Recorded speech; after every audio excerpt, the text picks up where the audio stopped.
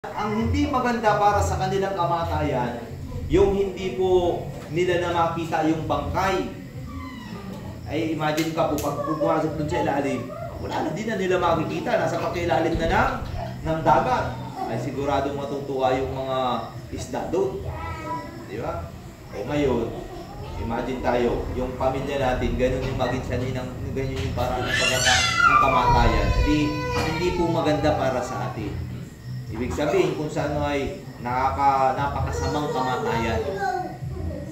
Kaya yun ang ginamit ng Ebanghelyo. Yung nagiging sanay ng pagkakasala ng iba, yung tao ngayon mabuti bang bitina ng giningang bato sa liig at itapon sa dagat. Ibig sabihin, hindi mabuti ang maging sanhi ng pagkakasala. Kaya nga po mga kapatid, doon sa huling talata, di ba? Binanggit doon ay hindi mamamatay yung mga uod na kumakain sa katawan at walang kamatayan yung apoy. Apoy na di mamamatay. Di ba? Ibig sabihin mga kapatid, pinag-iingat tayo. Pinag-iingat tayo na huwag tayong mapapunta dun sa apoy ng impyerno. Kung saan may mga uod na hindi namamatay at apoy na wala ng kamatayan. Kaya pinag-iingat ho tayo. Kaya anong sabi po mga kapatid kay Kristo? Una, alin yung part ng katawan ang sinabi? Mabuti pa, no? Na ang kamay ay maputulan. Sino ang gustong ang kamay dito yung maputol? Taas ang kamay. Ay, higit na yung kamay. Alam mo ha? Bakit mga kapatid kay Kristo? Ang sabi ng Ebanghelyo, mabuti pang putol ang kamay na makapasok naman sa langit. Kaysa sa kumplito ang kamay na mapumasok tayo sa impyerno. Amen? So hindi po naman yung sinasabing literal na pagputol. Kasi kung siguro po ganun ang gagawin simula pagkabata, no? Ay tayo ay naghalibas ng santol. Nakuha tayo ng hindi atin. Ay siguro po baka ngayon wala na tayong mga kamay. Di ba? Kung ganun lang man lang, yung paa natin, ang sabi doon, yung paa, kung magiging sanhi ng pagkakasala ay putulin, mabuti pang makapasok sa langit ng putol ng paa kaysa naman kumpleto na makapasok makaandun sa impyerno. Ay siguro po baka wala na tayong paa ngayon. Okay? Yung mata, sabi doon, mabuti pang dukitin ang mata kung magiging sanhi ng pagkakasala. O yan nangyari niya, Nanay Lily, siguro wala na tayo ngayong mata. Kung yun ay literal, mga kapatid, kay Kristo. Pero hindi po yun literal, mga kapatid. Ang sinasabi doon, anuman ang magiging sanhi ng pagkakasala ng tao, kat po yun putulin, ihinto. Ibig sabihin, pigilan natin yung ating sarili kung ating kamay ay gumagawa ng masama, ay pigilan natin yung kamay natin hindi gumawa ng masama. Bagkus ang gawin ito ay mabuti. Di ba? Kaya kung ang Diyos ay abundansya, laging bukas ang kamay sa pagtulong, ay dapat hindi ka na ngayong buksingero. Hindi na tayo, sabi ng isang lingkod ng Diyos ay kurututis. Magaan na tayong magtulong. Sabi nga po ng mga matatanda noon, itong ating taong ito ay nakita kong napakagaan ng kamay sa pagtulong. Alam niyo po ba ang ibig sabihin doon? Masipag. Ngayon, kung nakikita man tayo na bukas ang ating mga kamay, tumulong at naroon handang magmalasakit sa ating kapwa, mga kapatid kay Kristo, ayun po ang nais ng Panginoon Diyos. Ibig sabihin, yung ating kamay ay kailangan maging extension ng kamay ng Diyos habang tayo'y nasa lupa pa. Sapagkat kung ang ating kamay ay pipigil ng grasya ng Diyos, at hindi ito tutulong sa ating kapwa, mga kapatid, ang sabi ng Ebanghelyo, mabuti pang putulin na. No? Pigilan na habang may panahon pa. No?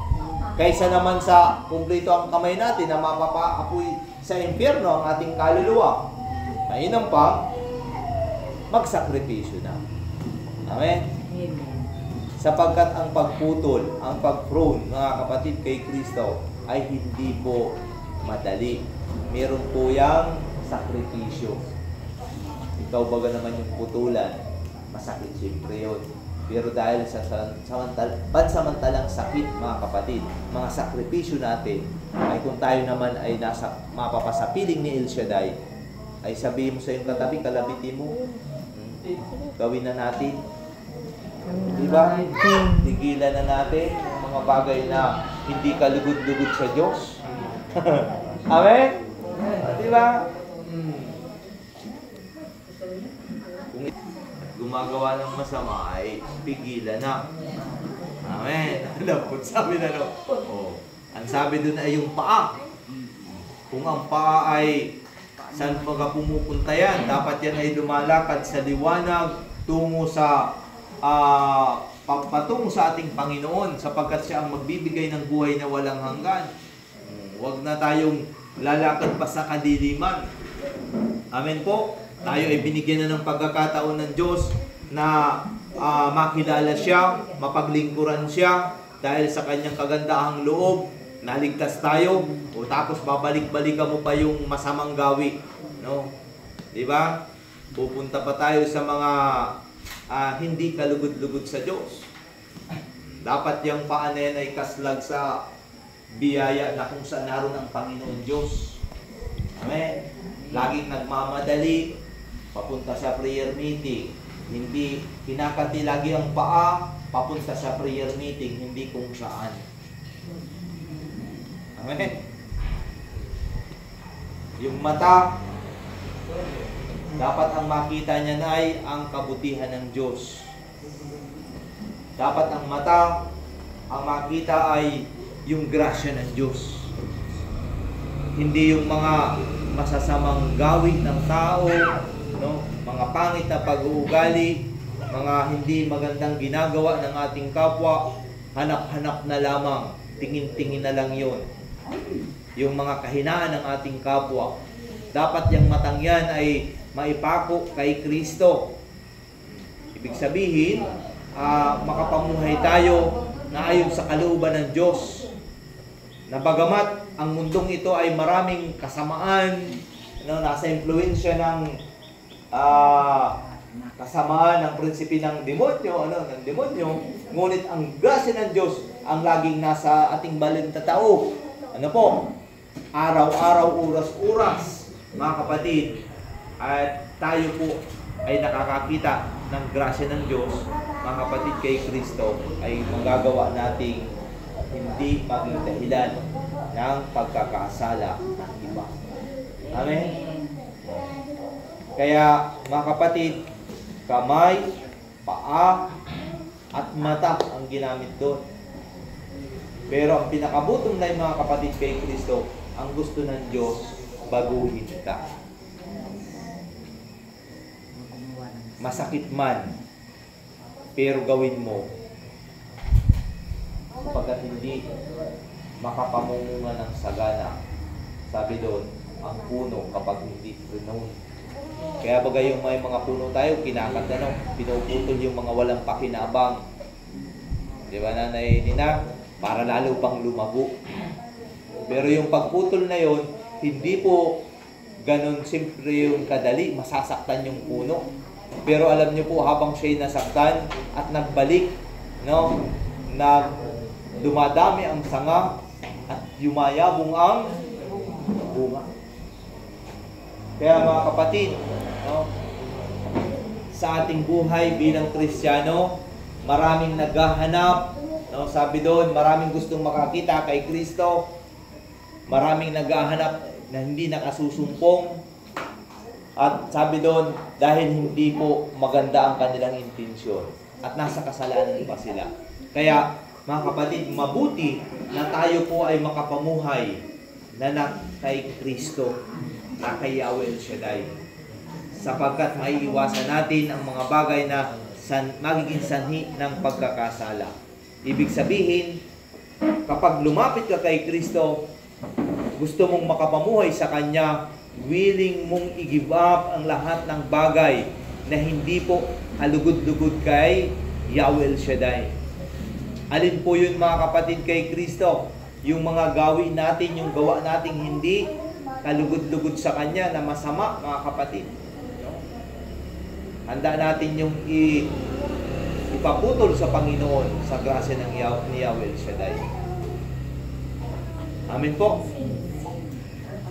Sino po ang nagmimithi na makaiwas doon sa apoy na hindi mamamatay at mga ud na kumakain na hindi namamatay? Sabi ni Mr. Ako. Ayaw mo doon. Ayaw mo doon. No? Mainit doon. Yung apoy ay walang kamatayan. Ngayon, ang sabi ng ating Panginoong Hesus, handa mo bang ialay ang buhay mo sa Kanya? Yun yung challenge natin. Kung gusto mong makapasok sa kaharian ng Diyos, maiwasan ang walang hanggang kaparusahan at eternal life ang ating pong tanggapin kay Yahweh El Shaddai, dapat ang buhay mo, ang buhay ko ay maialay sa Kanya. Amen? Willing po natin i-give up lahat ng bagay na meron ang mundong ito para sa Kanya. Amen? Kung alam mong ito, bagay na ito'y makakasama sa iyo, bagay na ito'y maglalayo sa iyo sa Diyos, ihinto mo na yan kapatid. Sapagkat hindi ka naman nababantayan ng kung sino man. Pero ang Diyos, nakikita ang iyong ginagawa. Amen po. Ay wala naman na niya si brother, wala naman na niya siya. Gawa-gawa muna niya tayo. Okay, di ba? Hindi po ganun. Kung hindi, mga kapatid kay Kristo, bilang Kristiyano, makapamuhay tayo na may kabanalan. Nawa, sa pagdating naman ni Kristo, di tayo madatnan na meron tayong dungis o kapintasan. Dapat suot natin yung robe of righteousness para tumanggap tayo ng buhay na walang hanggan. Ay paano kung tayo yung magiging sanhi ng pagkakasala ng iba? Amen? Ay, ang sabi ng Biblia, mabuti pang bitina ng malaking gilingang bato sa liig at itapon sa dagat. Kaya nga po mga kapatid, maging daan tayo ng pakikipagkasundo ng iba, maging daan tayo ng kabutihan at kaligtasan ng ating kapwa. Amen po. Hindi yung tayo yung magiging sanhi ng kahinaan nila, hindi tayo maging sanhi ng kung paano sila yung nanlamig sa gawain, hindi na nagpatuloy dahil sa ating mga kilos na mga hindi maganda at pananalita. Amen? At yung ginagawa natin, kinatitisuran mo tayo. Yun po ang mahirap. Ang katisuran po tayo. Amen po. Sa buhay po natin ngayon, para ho tayo ay magkaroon ng biyaya mula kay El Shaddai habang narito pa sa lupa, kapatid, ibigay mo ng buong buhay mo sa Kanya. At ano man yung mga bagay na alam mong hindi mo kayang gawing alisin sa sarili mo, ihingi mo sa panalangin na tulungan kang maalis ito sa atin.